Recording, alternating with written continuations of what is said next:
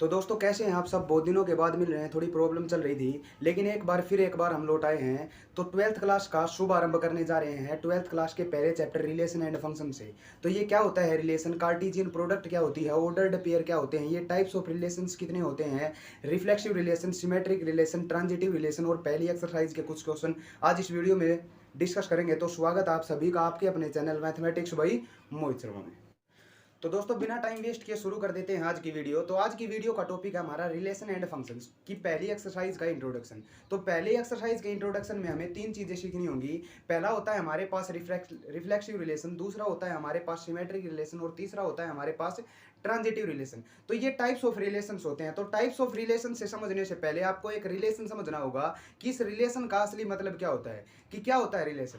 लेकिन आप सबको पता है कि 11th क्लास में हम रिलेशन एंड फंक्शन का पूरा सिलेबस, पूरा का पूरा चैप्टर हम क्लियर कर चुके हैं। तो क्या होते थे रिलेशन एंड फंक्शंस, क्या होते थे ऑर्डर्ड पेयर, क्या होते थे हमारे पास कार्टेशियन प्रोडक्ट, क्या होता था फंक्शन, ये सारी चीजें हम 11th क्लास में डिस्कस कर चुके हैं। आप सबको आता ही होगा क्योंकि अभी अभी आप 11th क्लास से निकलकर 12th क्लास में आए हैं। लेकिन फिर भी हम थोड़ा मोटा मोटा सा आपका डिस्कस करा देते हैं कि इस रिलेशन का मतलब क्या होता है, इस फंक्शन का मतलब क्या होता है, ये ऑर्डर्ड पेयर क्या होते हैं और ये कार्टेशियन प्रोडक्ट क्या होती है किसी भी रिलेशन की। क्यों?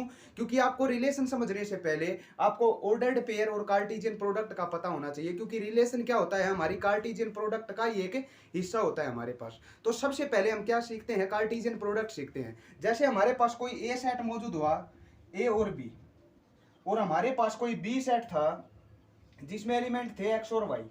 तो हमारे पास कार्टेशियन प्रोडक्ट यानी ए क्रॉस बी क्या होती थी। सबसे पहला टॉपिक हमारा यही आता है कि इस कार्टेशियन प्रोडक्ट का मतलब क्या होता है, ये कार्टेशियन प्रोडक्ट हम निकालते कैसे हैं। तो कार्टेशियन प्रोडक्ट कैसे होती थी, हमारे पास सिंपल प्रोडक्ट की तरह होती थी कि हमारे पास पहला ए का जो मल्टीप्लाई होगी वो एक्स के साथ, फिर ए की मल्टीप्लाई वाई के साथ, फिर बी की मल्टीप्लाई एक्स के साथ और फिर बी की मल्टीप्लाई वाई के साथ। लेकिन मल्टीप्लाई नहीं होते थे, ये हमारे पास पेयर में होते थे। इनको बोलते हैं हम टप्पल। अगर दो टप्पल एलिमेंट है, थ्री टप्पल एलिमेंट है। टप्पल का मतलब है जैसे ए बी, जैसे हमने ए को एक्स के साथ रिलेट किया तो हमारे पास आया ए और एक्स, फिर ए को वाई के साथ रिलेट किया तो हमारे पास आया ए और वाई। इसके बाद हमने बी को एक्स के साथ रिलेट किया और इसके बाद हमने बी को वाई के साथ रिलेट किया। तो हमारे पास ये कार्टेशियन प्रोडक्ट आ गए हमारे पास। तो इस कार्टेशियन प्रोडक्ट में जो ये हमारे पास पेयर मौजूद हुए हैं, इन पेयर्स का ही दूसरा नाम होता था हमारे पास ऑर्डर्ड पेयर। क्या नाम होता था इनका? Ordered pair. क्या होता था? Ordered pair. ये मतलब होता था हमारी कार्टेशियन प्रोडक्ट की।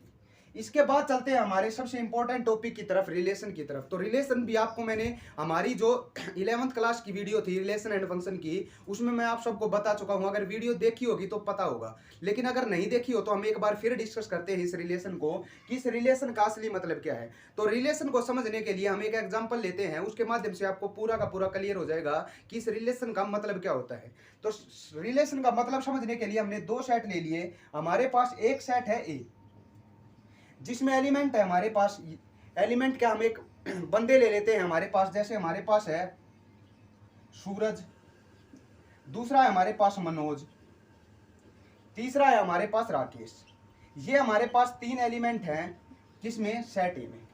उसके बाद एक बी सेट लेते हैं। बी सेट में हमारे पास संदीप, दूसरा है हमारे पास सूरज, या सूरज तो हो चुका है, संजय, तीसरा है हमारे पास रोहित। तीन एलिमेंट इसमें हो गए। हमारे पास क्या है कि जो ये ए है ना, ये जो सेट है ये हमारा सेट है फादर्स का। किसका सेट है? फादर्स का। और जो ये है बी सेट, ये हमारा सन्स का। कहने का मतलब ये है कि सूरज फादर है और सूरज का सन कौन है? संदीप। उसके बाद मनोज फादर है, उसका सन हमारे पास क्या है? संजय। उसके बाद राकेश फादर और रोहित उसका सन। इस तरह हमारे पास क्या है? ए और बी सेट दे रखे हैं। कहने का मतलब ये है, ए सेट में हमने सारे फादर्स ले लिए तीनों के तीनों, और बी सेट में हमारे पास उनके सन ले लिए, संदीप, संजय और रोहित। अब क्या करते हैं, अब इस ए सेट और बी सेट की हम कार्टेशियन प्रोडक्ट निकालते हैं। क्या निकालते हैं? Cartesian product. इस कार्टेशियन प्रोडक्ट को हम कैसे लिख लेते हैं? या लिख लेते हैं ए क्रॉस बी। तो कार्टेशियन प्रोडक्ट में हमारे पास कौन कौन से एलिमेंट आएंगे? सूरज, संदीप, सूरज और संदीप, पहला ऑर्डर्ड पेयर। दूसरा हो जाएगा सूरज और संजय, सूरज और संजय। तीसरा ऑर्डर्ड पेयर आएगा सूरज और रोहित, सूरज और रोहित। थर्ड हो गया हमारे पास। फोर्थ ऑर्डर पेयर फिर किसका चलेगा, मनोज का, मनोज और संदीप, तो एम और एस लिख देते हैं। उसके बाद आया मनोज और संजय, मनोज और संजय, संजय। तीसरा आया हमारे पास मनोज और रोहित, मनोज और रोहित, क्लियर है।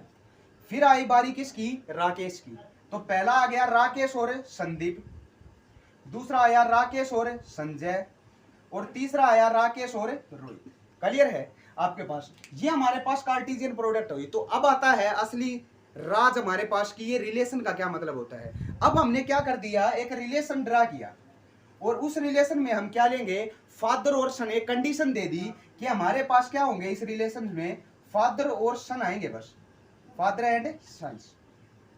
एक रिलेशन बनाया हमारे पास आर, और ये हमने क्या मान लिया कि ये रिलेशन में फादर और सन आने चाहिए बस। तो फादर और सन कौन कौन से है, देखो, एक तो सूरज और हमारे पास संदीप, एक तो ये आएगा ऑर्डर्ड पेयर।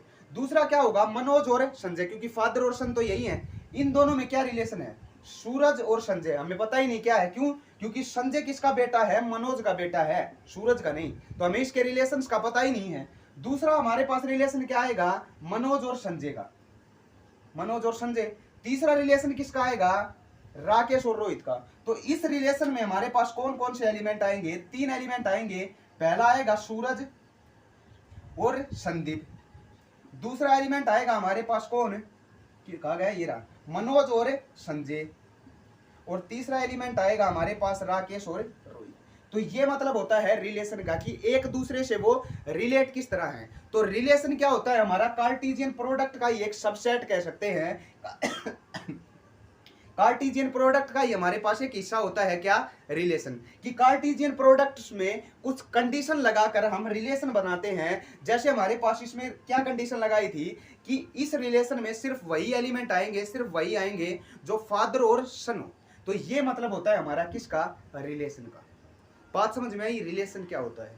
तो रिलेशन क्या होता है, जैसे आप सबको पता होगा फादर और मदर में रिलेशन होता है, जैसे हमारे पास फादर और सन में रिलेशन होता है, जैसे हमारे पास भाई बहन में रिलेशन होता है, उसी तरह हम मैथ में भी रिलेशन निकालते हैं। जैसे हमारे पास एक लाइन दूसरी लाइन के परपेंडिकुलर है, कि ये ए लाइन है, ये बी लाइन है, इन दोनों में रिलेशन क्या है कि ए और बी आपस में परपेंडिकुलर डायरेक्शन में है, या ए और बी दोनों पैरेलल डायरेक्शन में हो। तो मैथ में भी बहुत सारे रिलेशन होते हैं। तो रिलेशन की जो मूल नींद होती है, जिसके ऊपर रिलेशन टिका होता है, वो होता है उसकी कंडीशन, कि क्या कंडीशन लगाई है। जैसे हमने यहाँ कौन सी कंडीशन लगाई थी कि फादर और सन वाली कंडीशन लगाई थी। तो इसी तरह मैथ में बहुत सारी कंडीशंस होती हैं। जैसे हमने क्या मान लिया, एक रिलेशन माना क्या, कि जिसमें हमारे पास क्या आएंगे, ऐसे एलिमेंट आएंगे एक्स और वाई, सच दैट कि X square is equal to Y होगा।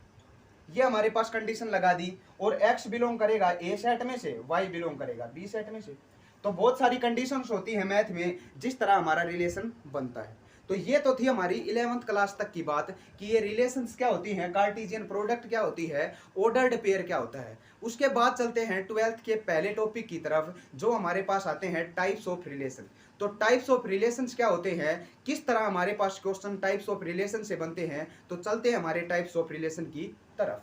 हमारे पास ये टाइप्स ऑफ रिलेशंस कितनी होती हैं, कि कितनी टाइप्स होती हैं रिलेशन की, और वो हमारे क्वेश्चनों में किस तरह यूज होंगे। तो बेसिक जो सबसे इंपॉर्टेंट टाइप्स होती हैं वो तो 3 ही होती हैं, जो हमारे सिलेबस में दे रखी हैं, जो हमने इस पहले चैप्टर में, पूरे चैप्टर में सीखनी होगी।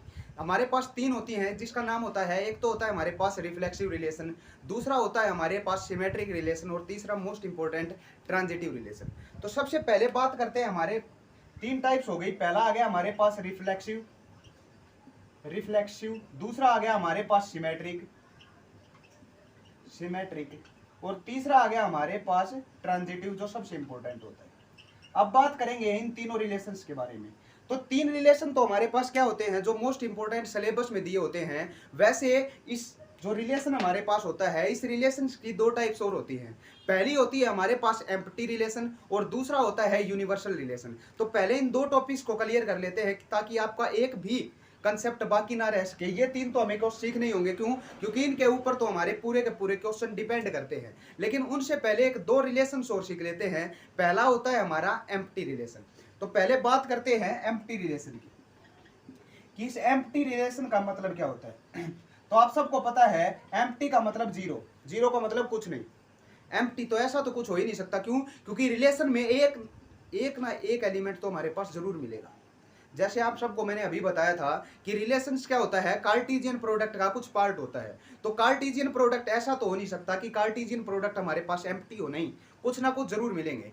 इसलिए इस एम्प्टी रिलेशन को समझने के लिए मैं आपको एक एग्जांपल लेता हूं और फिर बात करते हैं। जैसे आपने एक स्कूल ले लेते हैं, उस स्कूल में हमारे पास हजारों बच्चे हैं, क्लियर है, सीधी सी बात है, पहली क्लास से लेकर 12th क्लास का कोई स्कूल था, उसमें हजारों बच्चे थे। मैंने एक रिलेशन ले लिया कि एक रिलेशन लिया, उस रिलेशन में कंडीशन क्या दे दी, उस रिलेशन में एक कंडीशन दे दी कि जो दोनों बच्चे होंगे ना, वो एज डिफरेंस जो होगा उनका, दो बच्चों का एज डिफरेंस ग्रेटर देन 100 होगा।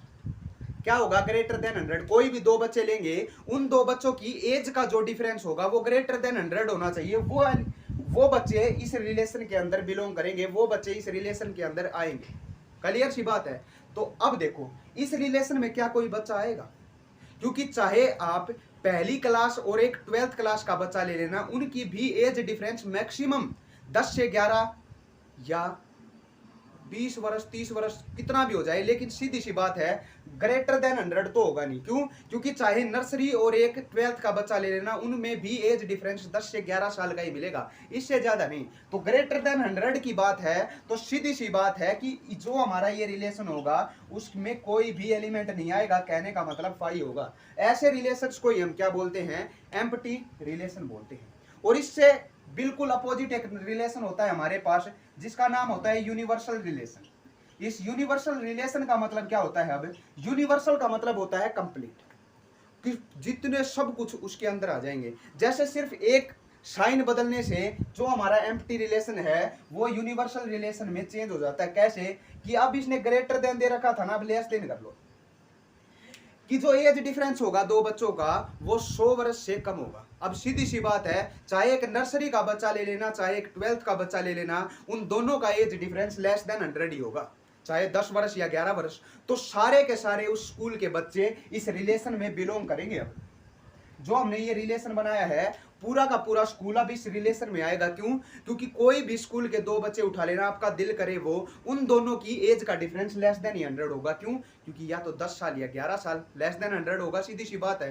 तो इस रिलेशन में अब लेस देन 100 की बात आई, तो ये एम्प्टी रिलेशन क्या बन गया? एक यूनिवर्सल रिलेशन बन गया। तो ये टाइप्स होती हैं पहली दो, जिसमें हम क्वेश्चंस तो नहीं करेंगे, लेकिन आपकी नॉलेज के लिए सबसे इंपॉर्टेंट थी कि एम्प्टी रिलेशन क्या होता है और एक यूनिवर्सल रिलेशन क्या होता है। अब बात करते हैं मोस्ट इंपोर्टेंट टॉपिक जो हमें सीखना है, जिसके ऊपर हम सारे के सारे क्वेश्चन डिस्कस करेंगे अब पहले चैप्टर के।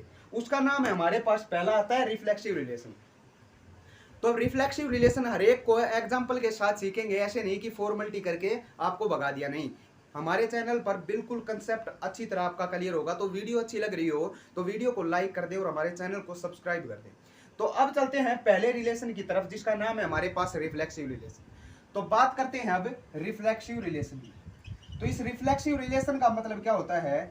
रिफ्लेक्सिव रिलेशन हमारा नाम निकल कर आया है रिफ्लेक्शन से। रिफ्लेक्सिव का मतलब होता है रिफ्लेक्शन। अब रिफ्लेक्शन क्या होता है? कि जो मेरा रिफ्लेक्शन है, अगर मैं किसी आईने में देखूं तो मेरा रिफ्लेक्शन उस आईने में क्या होगा? सेम एज इट इज होगा, सीधी सी बात है। रिफ्लेक्शन का मतलब यह है कि अगर कोई चीज ऐसी है तो उसका रिफ्लेक्शन बिल्कुल एज इट इज ऐसा ही होगा, सीधी सी बात है। रिफ्लेक्शन है, इसका रिफ्लेक्शन बिल्कुल एज इट इज ऐसा ही मिलेगा। तो अगर कोई एलिमेंट ए है तो उसका रिफ्लेक्शन ए ही होगा। बात समझ में आई? कोई एलिमेंट अगर बी है तो उसका रिफ्लेक्शन बी होगा, कोई एलिमेंट सी है तो उसका रिफ्लेक्शन सी होगा। तो अगर ऐसे element a b b c c, कहने का मतलब जिसका पहला डोमेन और रेंज पढ़ते थे हम, डोमेन और रेंज जिनकी सेम हो एलिमेंट्स की, और वो एलिमेंट्स उस रिलेशन में क्या करते हो? कंटेन करते हो, तो वो जो हमारे पास रिलेशन बनेगा वो रिलेशन कैसा हो जाएगा? रिफ्लेक्सिव रिलेशन हो जाएगा। बात समझ में आई? अब एक एग्जांपल लेता हूं, फिर समझ में आएगी और भी अच्छी तरह, कि हमारे पास कोई रिलेशन है जिसमें एलिमेंट है 1 1 2 2 3 3 3 4 3 5 4 5 4 4 5 ये हमने कोई रिलेशन मान लिया। तो अभी अभी हमने बात की थी कि ऐसे एलिमेंट होने चाहिए जिनमें डोमेन और रेंज दोनों सेम हो और वो एलिमेंट्स उस रिलेशन के अंदर बिलोंग करते हो। तो देखो हमारे पास 1 1 मौजूद है, 2 2 भी है, 3 3 भी है, 4 4 भी है और 5 5। इस रिलेशन में किसी और एलिमेंट का जिक्र हुआ है? 1 2 3 4 और 5, ये 5 ही एलिमेंट हैं जो इस रिलेशन में बिलोंग करते हैं और उसमें डोमेन और रेंज हर एक एलिमेंट की हमारे पास क्या आ रही है? सेम आ रही है। तो ये रिलेशन कैसा रिलेशन होगा? ये रिलेशन हमारे पास रिफ्लेक्सिव रिलेशन होगा। तो अगर ऐसा रिलेशन मौजूद है जिसमें डोमेन और रेंज दोनों ऑर्डर्ड पेयर हमारे पास उस रिलेशन के अंदर बिलोंग कर रहे हैं, तो वो हमारे पास क्या होगा? एक रिफ्लेक्सिव रिलेशन होगा। बात समझ में आई? जैसे हमारे पास एक रिलेशन और दे दे कि x और y हैं such that x is equal to Y है। x is equal to Y है तो हम इसको ऐसे भी लिख सकते हैं y is equal to x। तो कहने का मतलब अगर x 1 है तो y भी क्या होगा? 1, x 2 है तो y भी क्या होगा? 2, 3 है तो 3। तो आगे ना कुछ ऐसी टाइप्स। तो इसको बोलते हैं हम रिफ्लेक्सिव रिलेशन। बात समझ में आई? अब चलते हैं इसके सेकंड टाइप की तरफ जिसका नाम है हमारे पास सिमेट्रिक रिलेशन। अब इस सिमेट्रिक रिलेशन का मतलब क्या होता है वो सीखते हैं। तो सिमेट्रिक रिलेशन क्या होगा? सिमेट्रिक का मतलब होता है, जैसे आपने एक नाम सुना होगा सिमेट्री। अब बात करते हैं सिमेट्रिक रिलेशन की। इस सिमेट्रिक रिलेशन का मतलब क्या होता है? सिमेट्री का माना शब्द आया है सिमेट्री से। सिमेट्री का मतलब क्या होता है? अब देखो, सिमेट्री का मतलब होता है जैसे हमारे पास ताजमहल है, ताजमहल को अगर हम बीचों बीच काट दें तो बिल्कुल सेम एज इट इज हिस्सा इस तरफ बचेगा और सेम एज इट इज हिस्सा इस तरफ बचेगा। उसका मतलब होता है सिमेट्री। सिमेट्री का मतलब चाहे ये है कि उस ताजमहल के लेफ्ट हैंड साइड वाले हिस्से को हम राइट में रख दे या राइट हैंड साइड वाले को लेफ्ट में रख दे, कोई फर्क नहीं बता सकेगा। क्यों? क्योंकि दोनों तरफ सेम है। उसी तरह अगर हमारे पास कोई एलिमेंट ए और बी है, सिमेट्री का मतलब क्या है कि ए की जगह मैं बी रख दूं और बी की जगह ए रख दूं तो कोई फर्क नहीं पड़ेगा। उसी तरह हमारे पास क्या है? ए सी है तो उसका अपोजिट सी ए भी होना चाहिए। बात समझ में आई? तो हमारे पास सिमेट्रिक रिलेशन कौन सा रिलेशन होगा? जिसमें डोमेन और रेंज और डोमेन दोनों क्या होते हो? उस रिलेशन में बिलोंग करते हो। तो वो रिलेशन कैसा हो जाएगा हमारे पास? Symmetric relation. जैसा एक एग्जांपल लेते हैं, जैसे हमारे पास कोई रिलेशन दे रखा है जिसमें एलिमेंट है 1 1 2 2 1 2 2 1 3 3 3 4 और 4 3 ऐसे। तो हमारे पास देखो 1 1 2 2 3 3, कहने का मतलब ये कौन सा रिलेशन आ गया? रिफ्लेक्सिव। लेकिन इसमें देखो अगर 1 2 है तो 2 1 भी होना चाहिए, जैसे ये रहा। अगर 3 4 है तो 4 3, अगर दोनों चीजें हमारे पास हैं तो ये रिलेशन कैसा हो जाएगा? ये रिफ्लेक्सिव तो था ही, अब ये कैसा आ गया? सिमेट्रिक आ गया। बात समझ में आई? ये था हमारा रिफ्लेक्सिव और सिमेट्रिक का मतलब। अब चलते हैं इसके मोस्ट इंपोर्टेंट टॉपिक ट्रांजिटिव की तरफ कि इस ट्रांजिटिव रिलेशन का क्या मतलब होता है। तो दोस्तों चलते हैं हमारे तीसरे रिलेशन की तरफ। इन तीनों रिलेशन में सबसे जो इंपॉर्टेंट होता है वो होता है ट्रांजिटिव रिलेशन। तो बात करते हैं अभी से ट्रांजिटिव रिलेशन की कि ट्रांजिटिव रिलेशन हमारे पास आखिर होता क्या है। तो ट्रांजिटिव रिलेशन, तो ट्रांजिटिव का मतलब होता है ट्रांजैक्शन से। जैसे हमने रिफ्लेक्सिव का मतलब निकाला था रिफ्लेक्शन से, सिमेट्रिक का हमारा शब्द निकाला था एक सिमेट्री, उसी तरह ट्रांजिटिव का मतलब होता है ट्रांजैक्शन। ट्रांजैक्शन का मतलब क्या होता है कि जैसे हमें क्या है, जैसे हमें देखो ये फिगर समझो एक बार, ए बी और सी। अगर हमें क्या करना है? हमें सी पर जाना है। अगर हमें ए पे खड़े हैं हमें और इस ए से हमें सी के ऊपर जाना है, तो दो पाथ है हमारे पास, या तो हम ए से बी चले जाएं और फिर बी से सी चले जाएं, क्लियर है, या सीधा हम ए से सी चले जाएं, ऐसा ही होता है। तो हमने क्या किया कि हम ए से बी गए और फिर बी से सी गए, तो ये है हमारे पास। और एक क्या हुआ कि हम सीधा ए से सी पे गए, क्लियर है, क्लियर है। तो ट्रांजिटिव रिलेशन खत्म। अगर ये बात क्लियर है, क्या है कि अगर हम ऐसे दो ऑर्डर्ड पेयर लें कि ए बी और बी फिर सी, कहने का मतलब जिससे जो एलिमेंट हमारा ऑर्डर्ड पेयर खत्म हुआ है उसी से ऑर्डर्ड पेयर अगर कोई शुरू हुआ है, कहने का मतलब ए बी और बी सी, ये दोनों हमारे पास क्या है? देखो एक रिलेशन है जिसमें हमारे पास एलिमेंट है 1 2 2 3 3 4 1 3 2 3 या 2 4, इस तरह के एलिमेंट है, क्लियर है। अब मैं क्या कह रहा हूं कि देखो ए से बी पे गए फिर बी से सी पे गए, इस तरह हमारे पास क्या है? जैसे 1 से 2 पे गए और 2 से 3 पे गए, क्लियर है। तो एक चीज होती है कि हम ए से सी पर भी तो जा सकते थे, तो हमने एक ऑर्डर्ड पेयर निकाला ए सी। अगर ध्यान से सुनना, ए बी और बी सी अगर ये दोनों ऑर्डर्ड पेयर किसी रिलेशन में बिलोंग करते हैं तो ए और सी पहला और उसका आखिरी, इसका अगर हम ऑर्डर्ड पेयर बनाए ए और सी वाला, वो भी उस रिलेशन के अंदर बिलोंग करना चाहिए। तो अगर ये ए और सी उस रिलेशन के अंदर बिलोंग कर गया तो हमारा रिलेशन क्या हो जाएगा, ट्रांजिटिव। थोड़ा सा अलग है इसीलिए इंपॉर्टेंट है, क्यों, क्योंकि हर बार question reflexive transitive sorry reflexive symmetric से कम आकर इस ट्रांजिटिव रिलेशन से ज्यादा आता है। बात समझ में आई? तो ट्रांजिटिव का मतलब जैसे इस एग्जांपल से समझते हैं, जैसे हमारे पास देखो 1 से 2 पे गए हम और 2 से फिर 3 पे गए, क्लियर है? 1 से 2 पे गए और फिर 2 से 3 पे गए, तो 1 से 2 और 2 से 3, तो हमारे पास 1 से अगर हम 3 पे जाएंगे तो ये 1 3 भी इस रिलेशन के अंदर अगर होगा तो हमारा ये रिलेशन क्या हो जाएगा, ट्रांजिटिव। और हमारा 1 3 इस रिलेशन में बिलोंग करता है तो ये जो रिलेशन मैंने लिखा है, ये जो रिलेशन का एग्जांपल है, ये रिलेशन हमारा क्या होगा, एक ट्रांजिटिव रिलेशन होगा। बात समझ में आई? ये होता है असली ट्रांजिटिव का मतलब, क्लियर है? तो ये थे हमारे तीनों टाइप्स, रिफ्लेक्सिव, सिमेट्रिक और ट्रांजिटिव। अब जो हमारी अगली वीडियो होगी उसमें हम 1.1 एक्सरसाइज करेंगे, किसकी, एलिमेंट बुक की। हम एलिमेंट बुक हमारी स्टार्ट होगी अब, एलिमेंट बुक के ही पूरी की पूरी 12th क्लास का आपकी बार आपका शायद 4 से 5 महीनों के अंदर पूरी की पूरी एलिमेंट कराने की कोशिश की जाएगी। तो अगली वीडियो में 1.1 एक्सरसाइज लेकर आ गया हूं मैं एलिमेंट बुक की।